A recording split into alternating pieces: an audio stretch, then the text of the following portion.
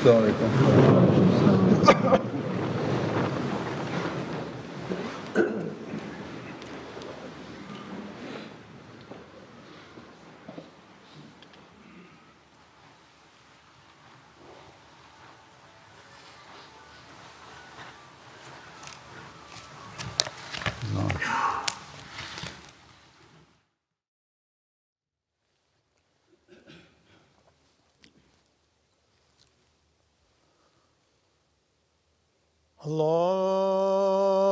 الله أكبر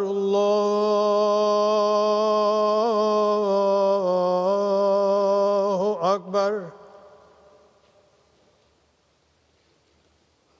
الله أكبر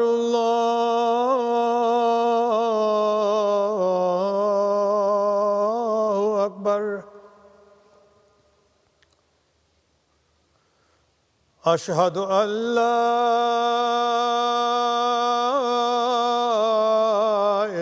إله إلا الله أشهد أن لا إله إلا الله أشهد أن محمدًا رسول الله أشهد أن محمدًا رسول الله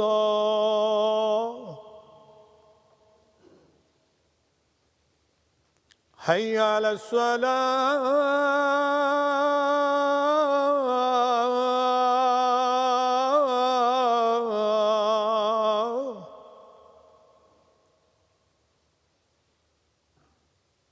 حي على الصلاة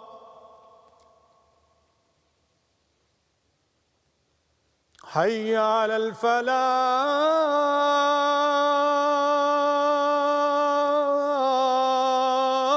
الفلاح حي على الفلاح الله أكبر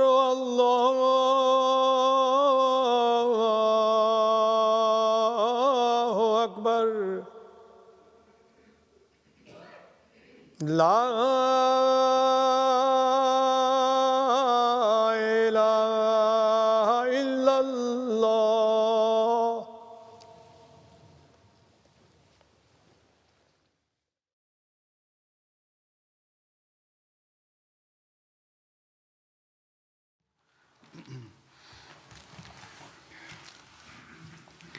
السلام عليكم ورحمة الله.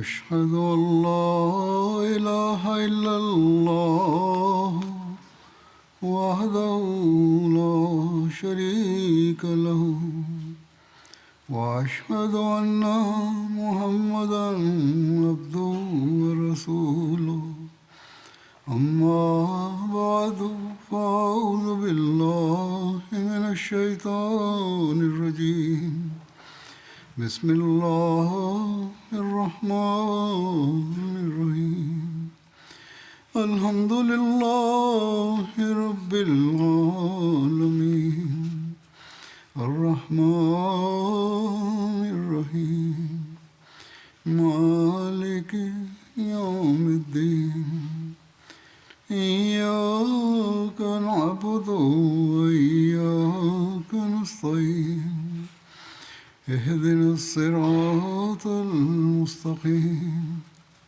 صراط الذين أنعمت عليهم غير المغضوب عليهم ولا الضالين.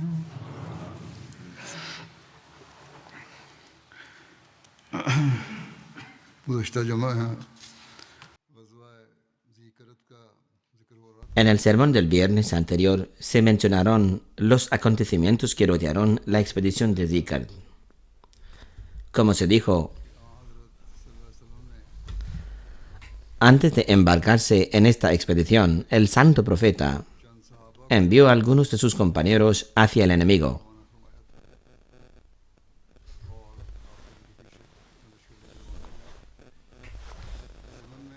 Más tarde el santo profeta también los siguió con un ejército. Al respecto, se ha registrado además que cuando el santo profeta y los compañeros llegaron, el ejército del enemigo huyó al verlos. Cuando los musulmanes llegaron a su campamento,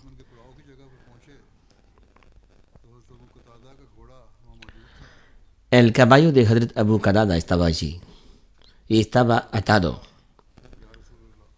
Un compañero dijo: «Oh mensajero de Allah, han atado el caballo de Abu Qatada». El santo profeta se paró a su lado y repitió 2 veces: «¿Y a cuántos enemigos te enfrentaste en la batalla?». Después de esto, el santo profeta, la paz y bendiciones de Dios sean con él, y los compañeros avanzaron hasta que llegaron al lugar donde Hazrat Abu Qatada y Masada pelearon. Esto también fue mencionado en el sermón anterior. Pensaron que Hazrat Abu Qatada estaba en el suelo, envuelto en una tela. Un compañero dijo: «Oh mensajero de Allah, parece que Abu Qatada ha sido martirizado». El santo profeta, la paz y bendición de Dios sean con él, respondió: «Que Allah tenga misericordia de Abu Qatada por ese ser que me ha concedido el honor». Abu Qatada está persiguiendo al enemigo y recitando versículos para estimular el espíritu de los soldados. Hazrat Abu Qatada relata: «El ejército del santo profeta vio mi caballo y que estaba descaretado. Cuando vieron que un muerto estaba envuelto en mi tela, creyeron que yo había sido martirizado». Hazrat Abu Bakr, que Dios se ha complacido con él, y Hazrat Umar, que Dios se ha complacido con él, avanzaron rápidamente. Quitaron la tela y vieron el rostro de Masada. Ambos dijeron: «Allah es el más grande». El santo profeta, la paz y bendiciones de Dios sean con él, ha dicho la verdad. «Oh mensajero de Allah, este es Masada». Al oír esto, los compañeros también glorificaron a Allah. Poco tiempo después, Hazrat Abu Qatada se presentó ante el santo profeta y traía a algunos camellos consigo. El santo profeta, la paz y bendiciones de Dios sean con él, dijo: «Oh Abu Qatada, lo has logrado». Abu Qatada es el jefe de la caballería. «Oh Abu Qatada, que Allah te bendiga». En otra narración se registra que el santo profeta dijo: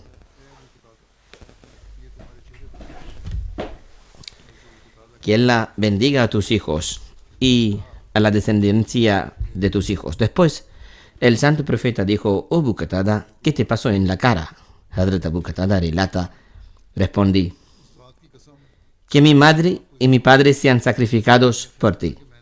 Me alcanzó una flecha por aquel ser que te ha honrado. Creí que la había quitado». El santo profeta dijo: «Oh Abu Qatada, acércate a mí». Entonces me acerqué al santo profeta, la paz y bendiciones de Dios sean con él, y él suavemente quitó la flecha, colocó sus saliva sobre él y luego lo cubrió con su mano. Hazrat Abu Qatada relata: «Por aquel ser que te ha concedido el profetazgo, me pareció como si no hubiera sufrido daño mi herida alguna».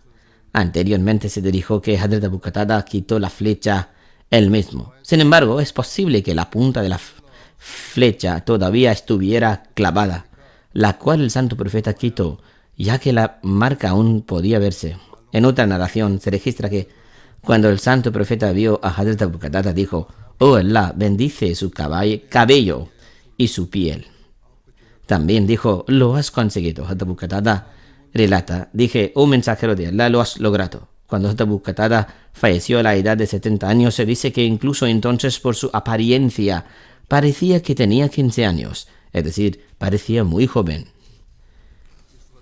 En esta batalla, la mención del encuentro de Hazrat Salma, radiyallahu ta'ala anhu, que la paz sea, que Dios sea complacido con él, con el enemigo en Zukarat, se relata de la siguiente manera. Hazrat Salma narra: «Estaba persiguiendo al enemigo tan persistentemente que juro por aquel que honró al santo profeta que ya no podía ver a los compañeros detrás de mí, ni podía ver ningún rastro de ellos. El enemigo llegó a un desfiladero antes del atardecer, donde había un manantial llamado Zukarat.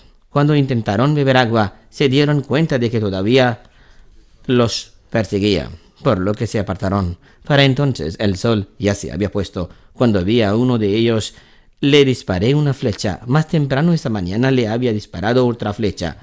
Ahora le disparé otra flecha y ambas le dieron. El enemigo huyó, dejando atrás los caballos, 2 caballos que capturé. Para entonces el santo profeta había llegado y le llevé los caballos capturados». Respecto al santo profeta, la paz y bendición de Dios sean con él, llegando a Zukarat, Hazrat Salma afirma: «El santo profeta llegó en el momento de Isha y acampó cerca del mismo manantial donde se había detenido el enemigo. El santo profeta tomó posesión de los camellos y de todo lo demás que yo había confiscado del enemigo. Hazrat Bilal mató a uno de los camellos tomados del enemigo y asó su hígado y joroba para él». Santo profeta, la paz y bendición de Dios sean con él. Hazrat Saad bin Ubada también envió 10 camellos cargados con dátiles que el santo profeta recibió en Zukarat. Hazrat Salma narra: «Dije que había mantenido al enemigo alejado del agua y que tenían sed, que por favor me enviaran con 100 guerreros para que pueda perseguirlos y acabar con todos». Y cada uno de ellos, al oír esto, el santo profeta sonrió tan ampliamente que sus dientes benditos se hicieron visibles a la luz del fuego. Luego preguntó: «Salma, ¿crees que puedes hacer esto?». Hazrat Salma respondió: «Por aquel que te ha honrado, sí puedo». El santo profeta dijo entonces: «Cuando los hayas dominado, muestra clemencia». Este era un proverbio árabe que significa que la mejor forma de perdón es mostrar amabilidad y no actuar con dureza. Es decir, si se habían ido, que los dejaran en paz. No había necesidad de perseguirlos más. Respecto a los acontecimientos de esta expedición, Hazrat Salma narra: «Por la mañana el santo profeta dijo: el mejor de la caballería hoy es Abu Qatada y el mejor de la infantería es Salma bin Aqwa».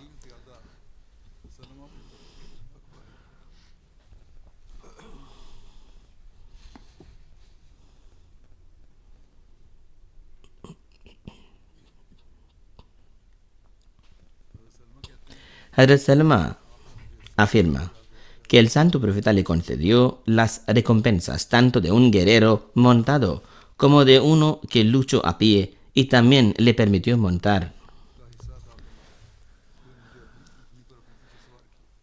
detrás de él en su camello.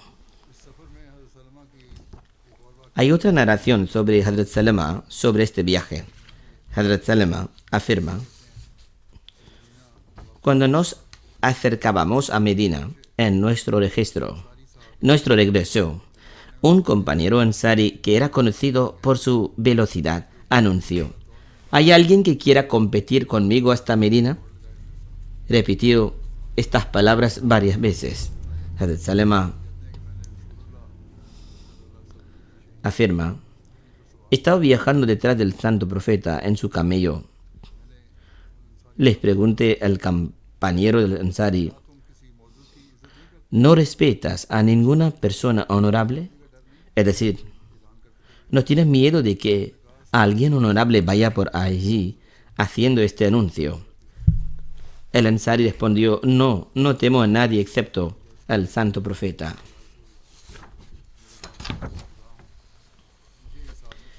Entonces le dije al santo profeta, oh mensajero de Allah, que mis padres sean sacrificados por ti. Permíteme competir con él. El santo profeta dijo, está bien, si deseas hacerlo, puedes hacerlo. Entonces le dije a la persona, vamos a correr. Luego narra, doblé mis piernas, salté del camello y comencé a correr. Al principio me quedé 1 o 2 pasos detrás de él. Es decir, él iba delante y yo detrás, conservando mi energía. Entonces aumenté mi velocidad y lo adelanté y puse mi mano entre sus hombros, diciendo, por Allah te he vencido. El compañero de Ansari sonrió y dijo, creo que tiene razón. Así que comencé a correr hasta que llegamos a Medina. En cuanto a cuánto tiempo permaneció el santo profeta fuera de Medina debido a esta campaña, se registra que el santo profeta partió el miércoles por la mañana y permaneció un día y una noche en Zucat para reunir información sobre el enemigo. Luego regresó a Medina un lunes, con lo que fueron 5 las noches que pasó fuera de la ciudad. Los detalles sobre los mártires de esta expedición son los siguientes. Entre los musulmanes, Hazrat Muriz bin Nazla fue martirizado. Según Ibn Hisham, Ibn Waqas bin Mujaziz también fue martirizado. Además, el hijo de Hazrat Abu Zar fue martirizado en el recinto de los camellos antes de la batalla. En cuanto a los incrédulos, está registrado que Abdurrahman bin Uena, Jubayb bin Uena, Masada bin Hakama, Fazari, Akbar y su hijo Amr fueron asesinados. Anteriormente se mencionó que los enemigos capturaron a la esposa de Hazrat Abu Zar. Los agresores la capturaron, la ataron y se la llevaron consigo.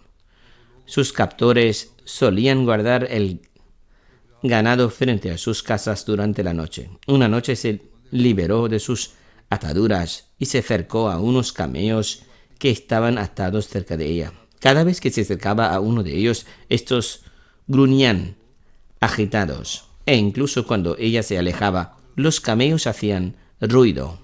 Esto continuó hasta que se acercó a Ludba o Uzba, la camella del santo profeta que los enemigos habían robado, que no gruñó ni hizo ningún ruido, sino que permaneció totalmente tranquila. Era una camella bien domada. La mujer montó sobre la camella del santo profeta y salió corriendo.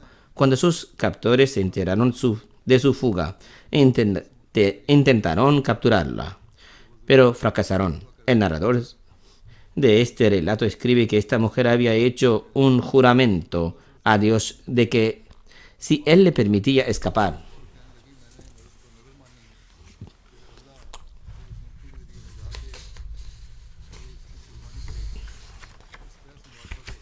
a través de esta camella, ella los sacrificaría.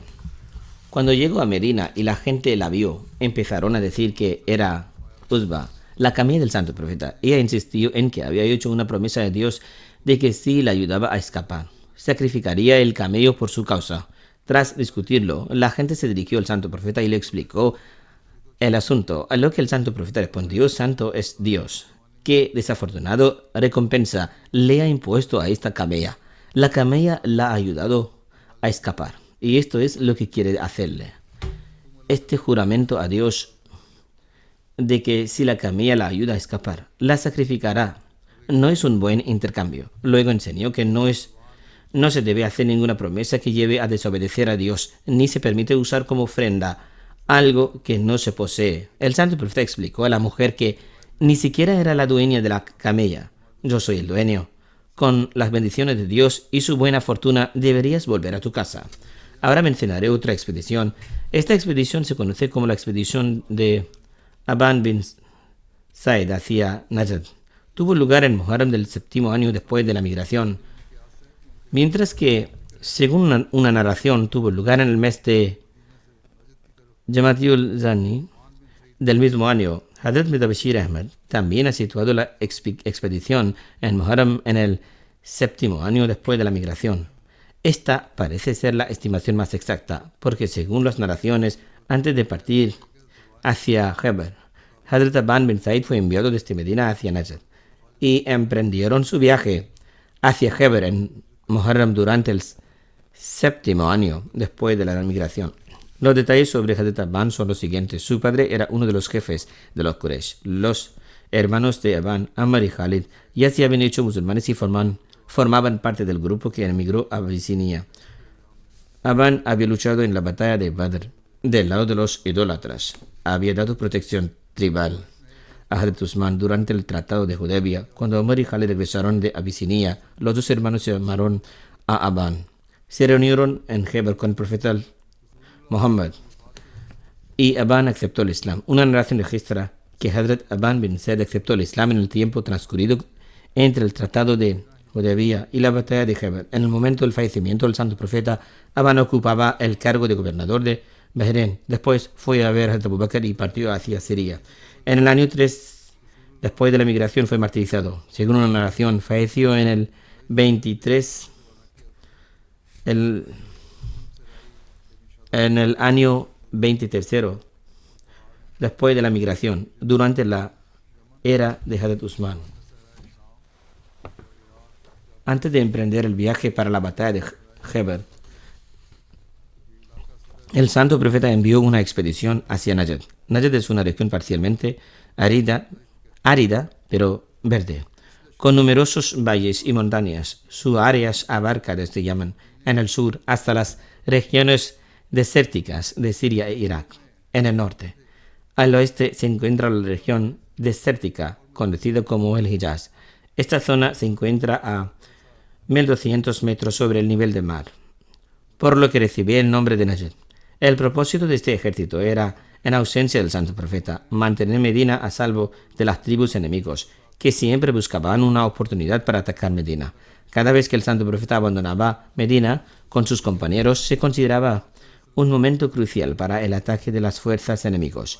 El enemigo pensó que ahora el profeta ya no está en Medina y que como sus compañeros también se han ido con él, dejando muy poca gente en Medina. Si atacaban Medina, podrían capturarla. Debido a esta amenaza inminente, cada vez que el santo profeta se unía a una expedición, enviaba también a unos compañeros hacia esas tribus. Esta expedición ha sido mencionada en Sahih Bukhari de la siguiente manera. El santo profeta envió a Hazrat Aban hacia Najd como líder de un contingente desde Medina. Hazrat Abu Huraira relata que entonces Hazrat Aban y sus compañeros fueron a ver al santo profeta después de que conquistara Khyber. Hazrat Abu Huraira relata que pidió al santo profeta que no les diera nada del botín de guerra porque Aban y su contingente llegaron cuando ya se había producido la victoria de Khyber.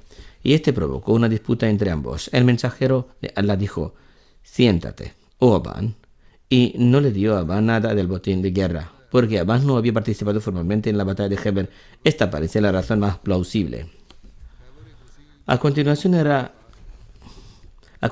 otra expedición que figura en los libros de historia y que es bastante conocida es la de Khyber. Khyber es una vasta extensión de exuberante vegetación que contiene varios manantiales y masas de agua, y es una de las mayores fuentes de dátiles de la península arábiga.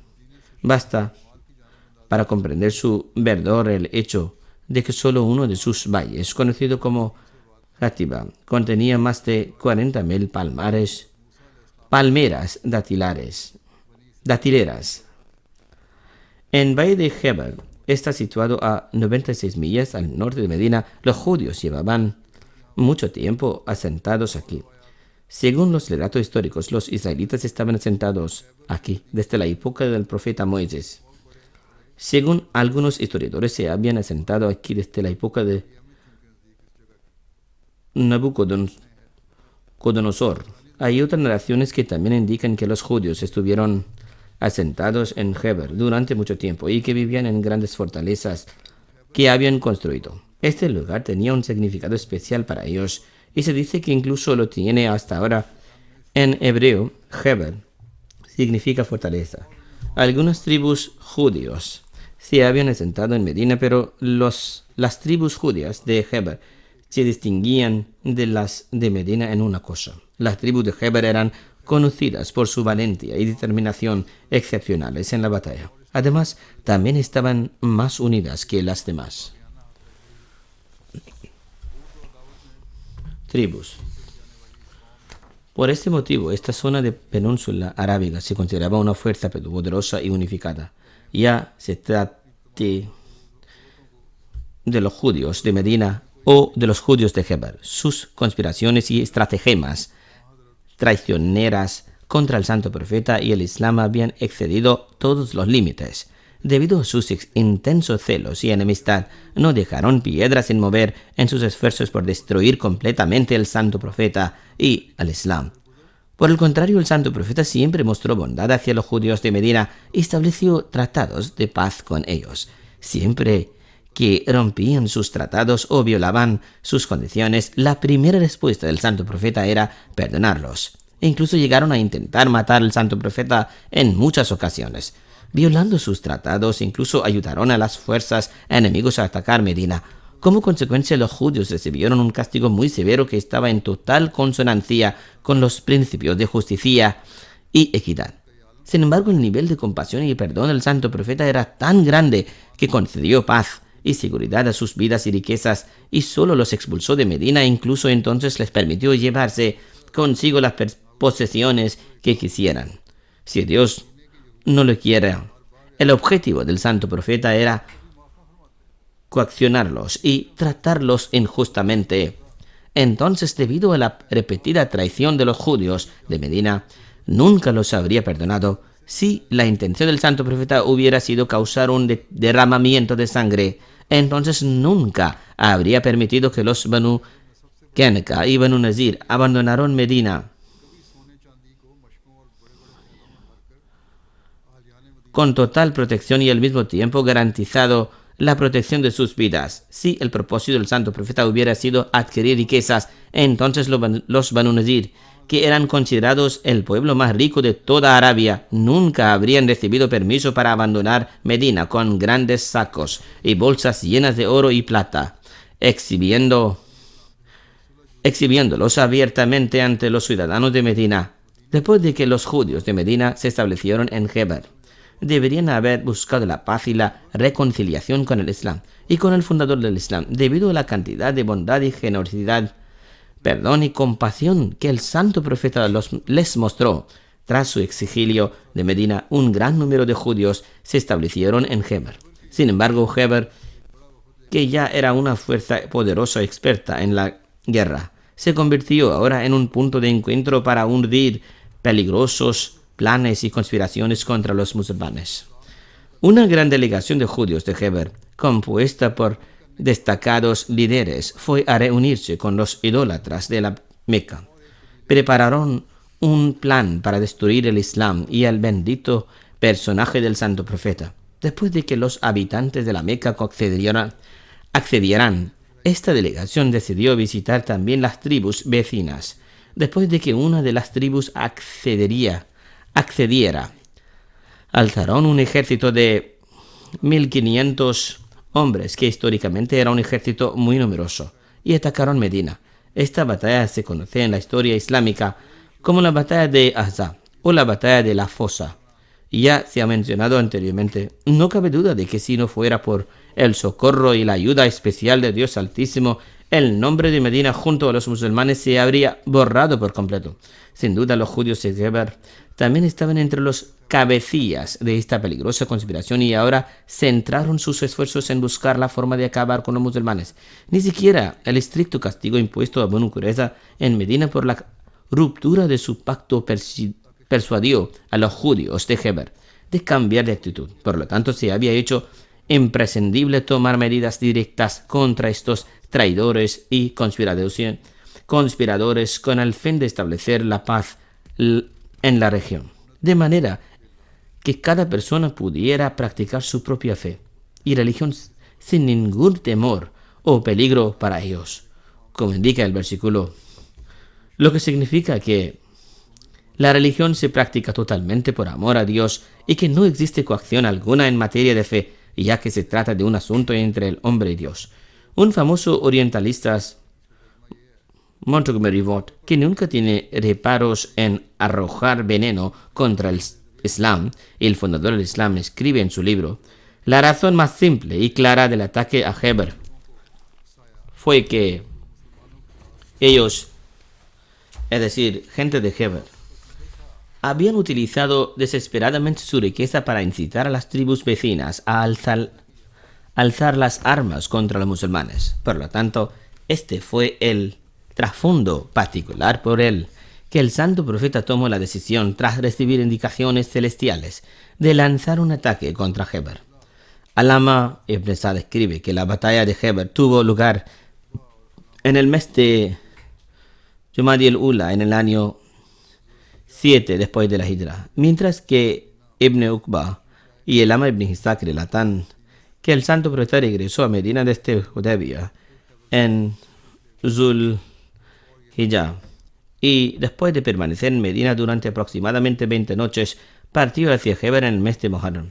Bajo los varios títulos de sus anotaciones en la vida del sello de los profetas, Hazrat Mirza Bashir Ahmad Sahib ha situado la batalla de Heber en Muharram y Safar del año 7 después de la Hijra. Hazrat Muslim Maud afirma: aproximadamente 5 meses después de regresar de Hudaybiyah, el santo profeta decidió expulsar a los judíos de Heber, ya que estaba situado a poca distancia de Medina y desde allí se podían planear fácilmente ataques contra los musulmanes. Así el santo profeta partió con 1.600 compañeros hacia Heber en agosto del año 628 de la era cristiana. Algunos historiadores mencionan que esta expedición tuvo lugar 5 meses después del Tratado de Hudaybiyah, y esto es lo que Hazrat Muslim Maud ha mencionado en la introducción al estudio del Sagrado Corán. Sin embargo, la mayoría de los historiadores y eruditos del Hadís mencionan que esta expedición tuvo lugar pocos después del Tratado de Hudaybiyah, en el mes de Muharram. Hazrat Mirza Bashir Ahmad Sahib ha mencionado los detalles de la siguiente manera, y Dios sabe más. Fundamentalmente, el Tratado de Hudaybiyah fue una gran victoria. El Sagrado Corán ha declarado que se trata de una gran victoria. Ciertamente, بنیادی طور پر صلح حدیبیہ ایک بہت بڑی فتح تھی. قرآن کریم نے اس کو ایک فتح عظیم سے تعبیر کیا ہے, جیسا کہ فرمایا انا فتحنا لک فتح مبین. ciertamente te hemos concedido una clara victoria. Esta fue la puerta a través de la cual se hicieron posibles las grandes victorias de Heber y la Meca. En realidad, Dios Altísimo había hecho esta promesa en el viaje de regreso del Tratado de Hudaybiyah, mientras estaban entre la Meca y Medina, al revelar la Sura al-Fatah. En esta Sura, las noticias de la victoria de Heber se mencionan de la siguiente manera.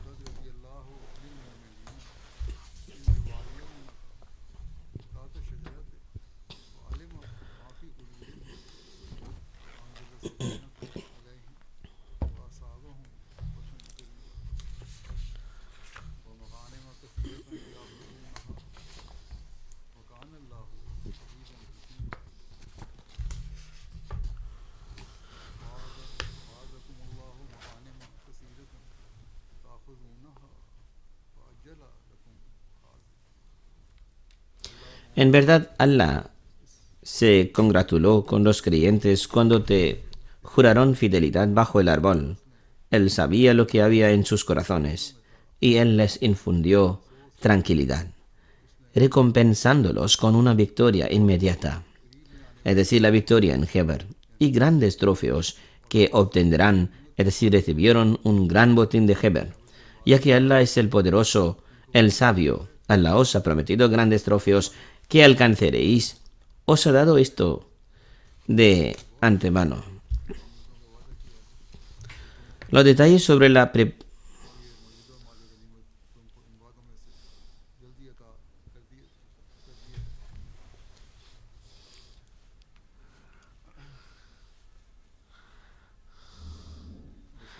Los detalles sobre la preparación del ejército y el nombramiento de un lugarteniente en Medina se mencionan a continuación. Cuando el santo profeta anunció que se dirigía hacia Heber, se declaró que solo le acompañarían aquellos que habían participado en el Tratado de Hudaybiyah. Según una narración, el santo profeta dijo que quienes partieran en busca de botines de guerra no debían acompañarle. Solo debían unirse a la expedición quienes estuvieran apasionados por emprender la yihad. Según Ibn Hisham, el santo profeta nombró a Hazrat Numela bin Abdullah Lesi como su representante en Medina, mientras que según el imam Bukhari, Hazrat Siba bin Urfata fue nombrado como su representante. Tanto Alama ibn Isa como Ibn Sa'd han afirmado que el uso de una bandera grande se introdujo por primera vez durante la batalla de Heber. Antes de esto solo se habían utilizado banderas pequeñas. El santo profeta concedió las banderas a Hazrat Abu Bakr, Hazrat Umar, Hazrat Hubab bin Mundir y Hazrat Sa'd bin Ubada. La bandera del santo profeta era de color negro, confeccionada con el chal de Hazrat Aisha. Se llamaba Uqab y la portaba Hazrat Hubab bin Munzir. Según las narraciones, Hazrat Ali también recibió una bandera, pero esta bandera le fue entregada en Heber, porque Hazrat Ali no pudo viajar inicialmente junto con el santo profeta debido a una grave afección en los ojos que le impedía ver con claridad. Sin embargo, más tarde se inquietó y se unió al viaje, llegando finalmente a Heber. Durante esta expedición, Hazrat Salama, la madre de los creyentes, acompañó al santo profeta. Según una narración, 6 o 7 compañeras también se unieron a esta expedición, mientras que otra menciona que hasta 20 compañeras participaron en ella. Hazrat Sinan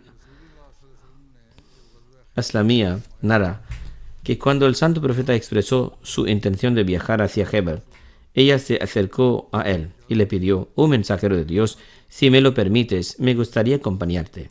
Limpiaré las pieles de agua, protegeré los suministros del ejército y atenderé a los enfermeros y heridos». Dice que el santo profeta le concedió permiso. Asimismo, algunas mujeres de la tribu de Banu Ghafar también se acercaron al santo profeta y le dijeron: «Oh mensajero de Dios, nosotros también deseamos participar en la batalla. Atenderemos a los heridos y ayudaremos a los soldados en todo lo que podamos». El santo profeta les concedió el permiso y rezó para que recibieran bendiciones. Cuando los judíos de Medina se enteraron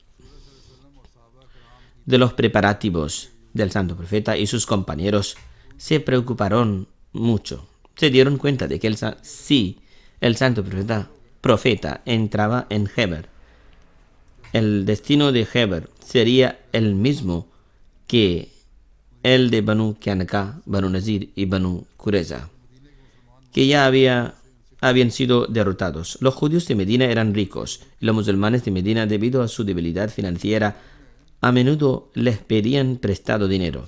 En ese momento, por el bien de los judíos de Heber, los judíos de Medina comenzaron inmediatamente a exigir el pago de las deudas, con el fin de crear dificultades a los musulmanes y evitar que fueran a la guerra. Hubo un incidente en relación con un compañero, Hazrat Ibn Abi Hazrat Nara, que se le exigió el pago de 5 dirhams y, según otra narración, debía 4 dirhams a un acreedor judío. Abu Sham, que le exigió la devolución del dinero. Hazrat Ibn Abi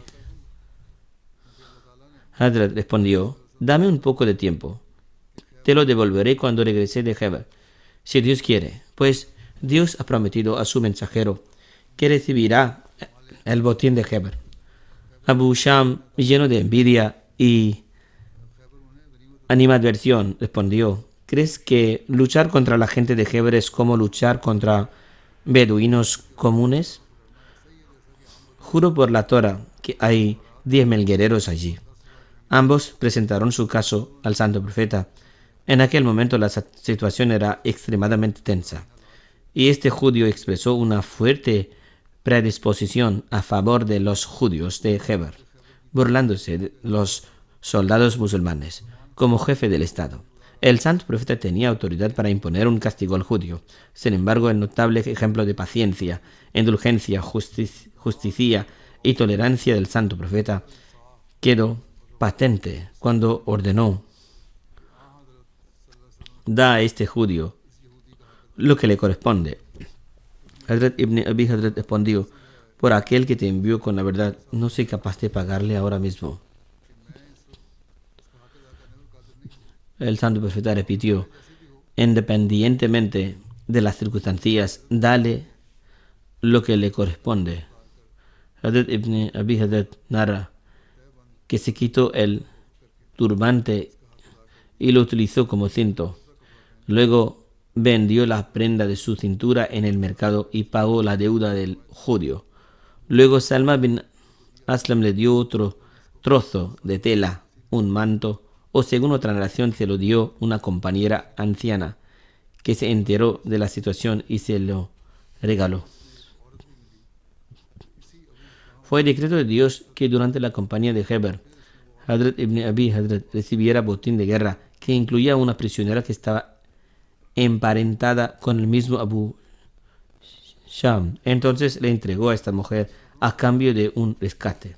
Al conocer la noticia del avance del ejército musulmán hacia Khaybar, los judíos de Medina no solo expresaron su odio, enemistad y prejuicios contra los musulmanes, sino que contrataron a un beduino de la tribu Ashia y lo enviaron inmediatamente a Khaybar con información esencial sobre los preparativos militares de los musulmanes, junto con un mensaje en el que instaban a los judíos a mantenerse firmes y luchar contra los musulmanes. En realidad, los adversarios de los musulmanes no necesitaban un espía, pues los hipócritas de Medina ya realizaban esas tareas con rapidez y eficacia.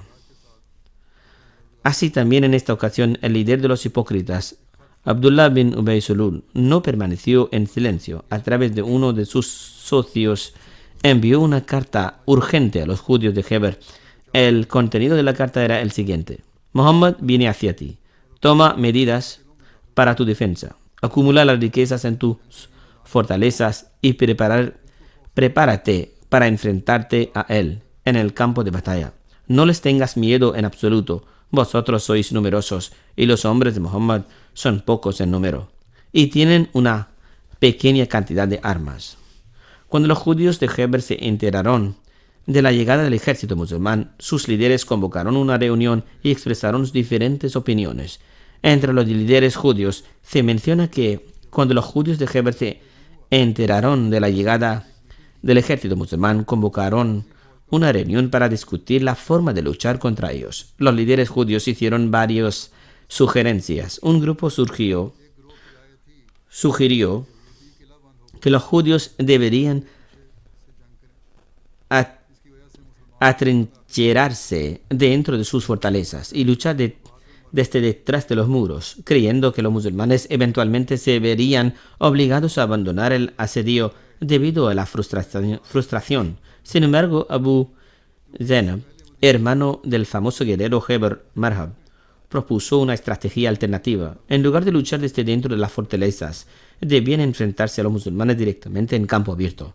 Señaló que los judíos de Medina habían intentado previamente defenderse fortificándose dentro de sus fuertes, pero al final fueron los musulmanes los que salieron victoriosos. A pesar de ello, el primer grupo rechazó la propuesta de Abu Zainab, argumentando de que sus fortalezas eran mucho más fuertes que las de los judíos de Medina. Una tercera propuesta de los judíos, que era aún más arrogante y audaz, vino de Salma bin Miskam, el comandante militar de las fuerzas de Khaybar. Sugirió que ellos mismos debían lanzar un ataque contra Medina y, uniendo fuerzas con todos sus aliados, eliminar a los musulmanes. La mayoría estuvo de acuerdo con esta opinión, pero Kinana bin Abi al-Hukayk, el jefe de Khaybar, se opuso. Él afirmó que sus fortalezas no eran como las de Yasrab y mostrando orgullo y arrogancia, declaró que Muhammad nunca se atrevería a acercarse a ellos. Sin embargo, todos los líderes acordaron hacer preparativos y enviar una delegación a las tribus guerreras circunstancias para solicitar asistencia militar. De esta manera se formó una delegación de 14 miembros que, según algunas tradiciones, estaba encabezada por Kinana, el propio jefe de Khaybar. Esta delegación se acercó a las tribus de Banu Asad, Ghatfan y otras, ofreciendo la mitad de la producción anual de Khaybar a cambio de apoyo militar. La tribu Banu Murrah, ejerciendo su previsión, se negó a proporcionar dicha ayuda. Sin embargo, tribus en guerra como Banu Asad y Banu Ghatfan enviaron inmediatamente un ejército de 1000 soldados armados y comenzaron los preparativos para enviar una fuerza adicional de 4000 tropas. En cualquier caso, daré más detalles sobre esto en el futuro, si Dios quiere. Ahora me gustaría hacer referencia a algunos miembros fallecidos. La primera mención es del respetado Muhammad Yusuf Sahib, hijo del respetado Muhammad Baksh Sahib de Mandi Bahauddin, fallecido recientemente por decreto divino. Ciertamente a Allah pertenecemos y a Él volveremos. Le sobreviven 3 hijas y 6 hijos.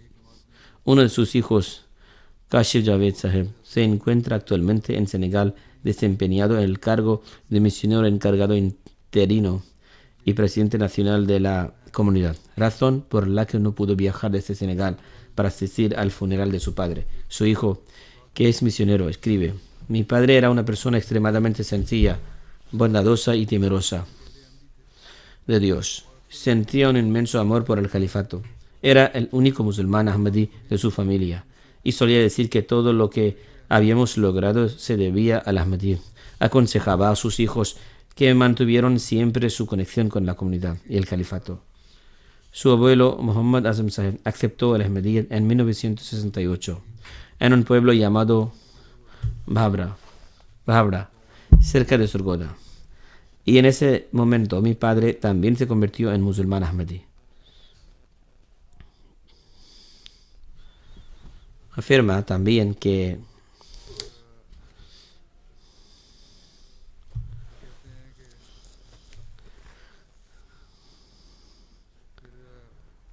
su padre fue el único hermano del lado materno que se convirtió en musulmán ahmadí.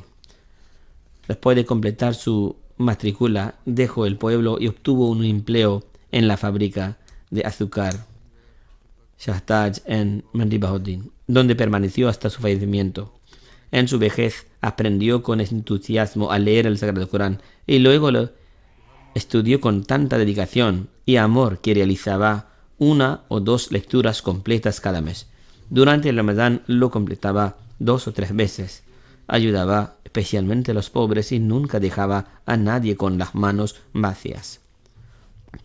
El misionero dice que su padre le decía que todas las bendiciones que Dios Altísimo les estaba otorgando se debían a las bendiciones de haber dedicado su vida a la comunidad. Uno de sus hijos, Mubashir Javed Sahib, dice que ha sido secretario mal durante varios años y que su padre siempre fue regular en el pago de sus contribuciones. Siempre que recibía su pensión, intentaba pagar la contribución de todo el año de una sola vez. Incluso en el momento de su fallecimiento, le preocupaba si sus contribuciones habían sido pagadas. Y estaba muy agradecido en el momento de su muerte de que Dios Altísimo le hubiera permitido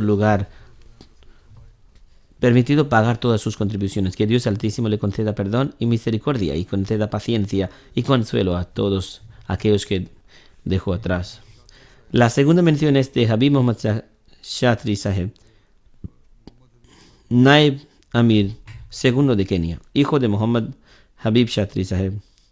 Era de descendencia árabe y falleció recientemente a la edad de 56 años. Ciertamente a Allah pertenecemos y a Él volveremos. El fallecido era Musi y le sobreviven sus padres, esposa y 3 hijos. El emir de Kenia, Mahmud Tahir Sahib, dice que sus antepasados eran de Yemen y que su padre, Habib Chaudhry Saheb, aceptó el Ahmadiyyat en agosto de 1982. Era un musulmán ahmadí muy sincero. El fallecido era su hijo mayor. Poco después de que su padre aceptara el Ahmadiyyat, él también lo hizo y cumplió su promesa de lealtad hasta su fallecimiento. Recibió su educación primaria en Mombasa y fue un estudiante extremadamente capaz y talentoso. La escuela incluso lo envió a Francia durante algún tiempo para que continuara sus estudios. Siempre describía sus encuentros con el califato como los mejores momentos de su vida. Había conocido a Hazrat Khalifatul Masih IV y también me había conocido a mí. Tuvo la oportunidad de desempeñarse en diversas funciones. En el momento de su fallecimiento era el secretario nacional de Educación y Naib Amir II de Kenia. Además dice, lo conozco desde hace 20 años. Mostraba un gran respeto por las personas consagradas y realizaba cualquier tarea que se le asignara con la mayor seriedad. Sin recordatorios, era regular en las oraciones. Observaba cuidadosamente los mandamientos y límites de Allah. Era regular en las contribuciones financieras. Poseía una moral excelente. Cuidaba de los pobres, cumplía con los derechos de ser obediente a sus padres y cuidaba de sus hermanos menores. Era sabio, sincero y leal. Ocupaba altos cargos en importantes empresas y Dios Altísimo lo había bendecido con prosperidad financiera.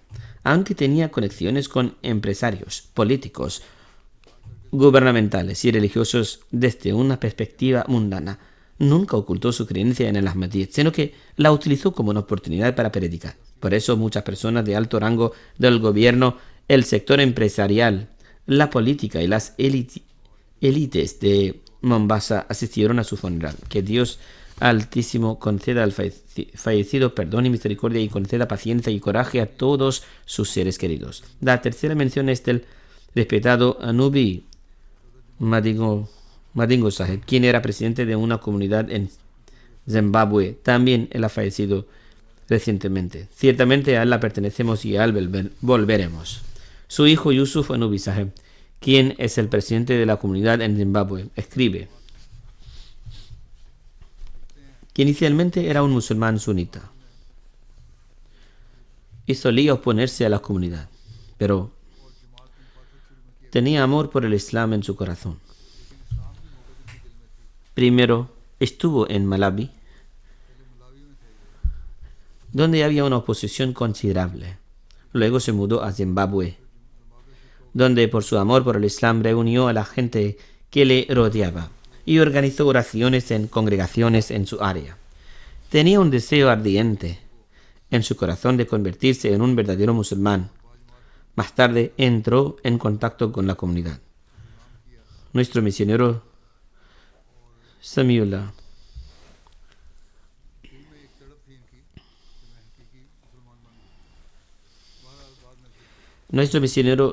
Saheb tuvo conversaciones detalladas con él. Finalmente aceptó el Ahmadiyyat.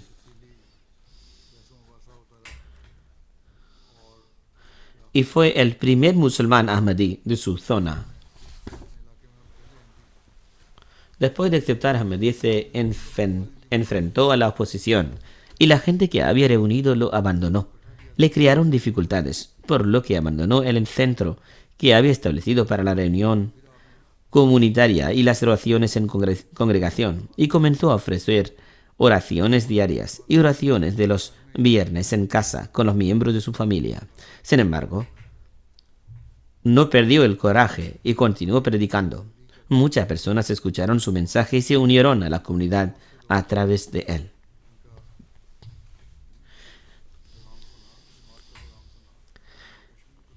Tenía una personalidad influyente y muchas personas se unieron a la comunidad después de conocerle.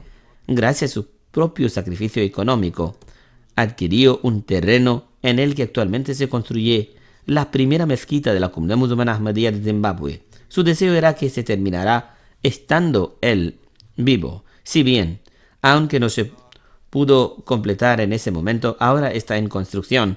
Era una persona muy leal, honesta y confiable. Resolvía los problemas de la gente con gran sabiduría e incluso antes de ser elegido presidente de la comunidad, la gente a menudo confiaba y dependía de él. Ayudaba a los necesitados con sus recursos personales. Su casa siempre estaba llena de invitados y tenía una profunda relación de devoción con la comunidad.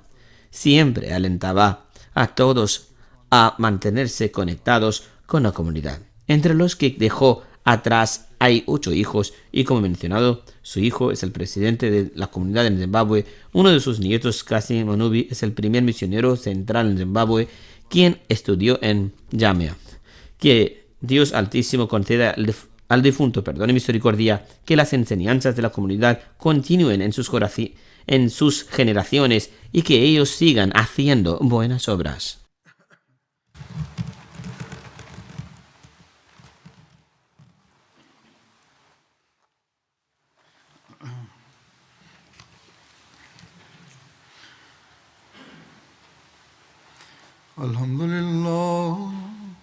الحمد لله نحمده ونستعينه ونستغفره ونؤمن به ونتوكل عليه ونعوذ بالله من شرور أنفسنا ومن سيئات أعمالنا من يهده الله فلا مضل له ومن يضلل فلا هادي له ونشهد أن لا إله إلا الله ونشهد أن محمدا عبده ورسوله عباد الله رحمكم الله إن الله يأمر بالعدل والإحسان وإيتاء ذي القربى وينهى عن الفحشاء والمنكر والبغي يعظكم لعلكم تذكرون اذكروا الله يذكركم وادعوه يستجب لكم ولذكر الله أكبر